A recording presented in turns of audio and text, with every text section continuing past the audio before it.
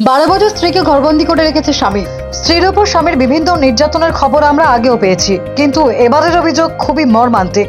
স্ত্রীর অভিযোগ, দীর্ঘ 12 বছর তাকে ঘরবন্দি করে রেখেছে তার স্বামী। এমনকি বাড়ির শৌচালয়ও ব্যবহার করতে পারতেন না তিনি। মলমূত্র ত্যাগের জন্য সেই ঘরের মধ্যেই একটি বাক্স ব্যবহার করতেন।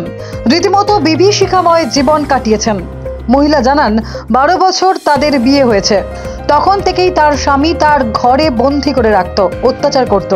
প্রতিবেশীরাও কখনো ওকে কিছু বলতো না। তার সন্তানরা স্কুলে যেত, কিন্তু ফেরার পর বাড়ির বাইরে এসে দাঁড়িয়ে থাকতে হতো।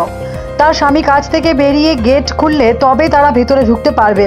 তিনি জানালা দিয়ে ওদের খাবার দিতেন।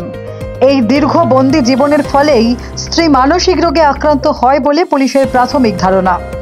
শেষ পর্যন্ত অবশ্য পুলিশের সহযোগিতায় তিনি মুক্ত হন। তবে মহিলা আর পুলিশের কাছে স্বামীর বিরুদ্ধে অভিযোগ জানতে চান না। তিনি নিজের বাপের বাড়িতে গিয়ে থাকার সিদ্ধান্ত নিয়েছেন। আপাতত তার কাউন্সেলিং চলছে।